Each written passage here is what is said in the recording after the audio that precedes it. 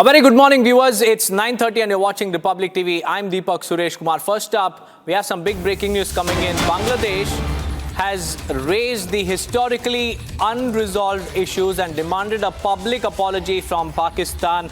And this after they resumed diplomatic talks after a 15-year hiatus focusing on unresolved issues stemming from the 1971 Liberation War. And the discussions held in Dhaka mark a significant shift in Bangladesh's foreign policy under Mohammad Yunus, who replaced former Prime Minister Sheikh Hasina following a mass uprising. And the three key points that we'll have to keep in mind is that first, Bangladesh is demanding for an apology, then a financial compensation. And what's important here to note is Pakistan's stance. Pakistan has historically dismissed these demands, citing the 1974 tripartite agreement between Bangladesh, India and Pakistan as having settled these issues. We have former Ambassador Deepak Vora also joining us live on this broadcast. A very good morning to you, Mr. Vora. Bangladesh under Yunus seemed to be warming up to anti-India forces. First, we've seen how he knocked on the doors of China, now Pakistan, and a mere apology is what he's demanding. How do you look at this situation, sir? Well, thank you very much, sir. Always a pleasure to be with you early in the morning. I've been to that country several times. I have lots of friends there. I'm talking about Bangladesh. Let me just tell you that the duffer of Dhaka has lost his mind. He's not a politician. He used to be a cook somewhere and they promoted him and made him chief advisor. And he used to, I think it was the Clintons who got him there, gave him a couple of awards. Basically, the message going out from Dhaka, even though nowadays, at one point of time, both Islamabad and Dhaka were saying, darling, darling, we are brothers, sisters, whatever we are. The message going out is that we haven't forgotten the genocide of 1971. There are any number of Bangladesh senior people, 60s, 70s, 80s, who remember what the Pakistani army did to their wives, their daughters, their sisters, their mothers. They are not going to forgive nor forget. There are these 10,000 jihadis who are running around saying everything is fine, everything is fine. It's not. That's the first thing. Second, regarding the division of assets, Pakistan is absolutely horrified. They don't have $4 billion to pay these fellows, but these fellows want it because they don't have the money either. So this is the second issue that is going to be unresolved. It's not going to be sorted out. They'll keep, as the Pakistani Foreign Secretary said, something we can discuss. You discuss for the next 300 years. Nothing is going to come of it.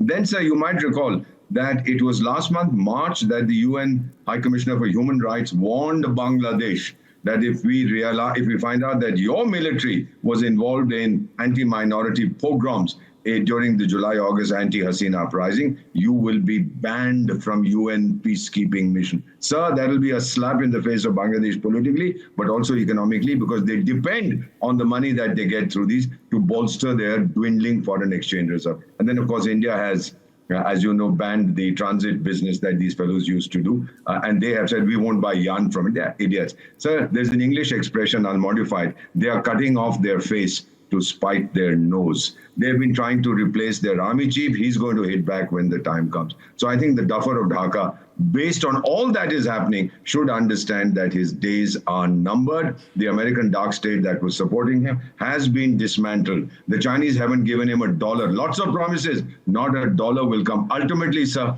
we put it very bluntly, millions of people watch your show. Why would China want to help Bangladesh? Why would Pakistan want to help Bangladesh? To trouble India? Not at all. We are capable of taking care of ourselves. And let me put this across very bluntly, sir, even though I'm not a policymaker. If there is a breakup of Bangladesh, that's a good time for us to settle that Siliguri corridor, the Chicken's Neck corridor business, a legacy of the partition of India. It'll be a very good time. And I see this happening, sir. That's right. Also, Ambassador Vora, Pakistan has said that these issues, so-called issues, have been settled under the 1974 agreement, but Dhaka continues to press on. And how do you see the bilateral ties, of Dhaka with other countries evolve? Because when it was Sheikh Hasina at the helm, the ties between India and Bangladesh were really, really intact and very good. But over the, course of this coup that elevated Yunus, the ties have, worsened for all the wrong reasons, and all thanks to Yunus now warming up to rivals of India. So, I've seen this before. I'm 74 years old, 52 years in diplomacy. I've seen this in Sri Lanka. Oh, China is coming now. This will happen, that will happen. I've seen this in Maldives. Oh, China is coming now. This will happen, that will happen. I've seen this in Maldives. I've seen this in Nepal. China is nobody's friend. Chanakya 2,400 years ago had said, Swarth ke bina, without self-interest, there can be no friendship. What will China get out of Bangladesh? It's a starving nation. They are beggars. What will Pakistan get? In fact, sir, a lot of Pakistanis 1971 said, we are glad that this wretched albatross that we had around our neck, these, the arrogance of the Pakistani, the Punjabi Pakistani, these ganda, black, short, useless Bengalis, I'm glad we've kicked them out. You remember one of those generals that even said, main ki nasl theek kar dunga. My soldiers will, forgive me, sir, will do funny things with their women. And so the new generation that comes will be more like us, martial and strong and tough, etc., etc. So I believe that he's playing with fire. Not a dollar in foreign investment is coming. In fact, companies are pulling out. So who would want to invest in a jihadi environment? Look at the amount of foreign money that is flowing into Somalia, not even 1 cent. Look at what is going into the Sahel, not even 1 cent. Look what is going to Afghanistan, nothing. Where there is political insecurity and there is this religious fundamentalism, sir, capital runs away as fast as it can.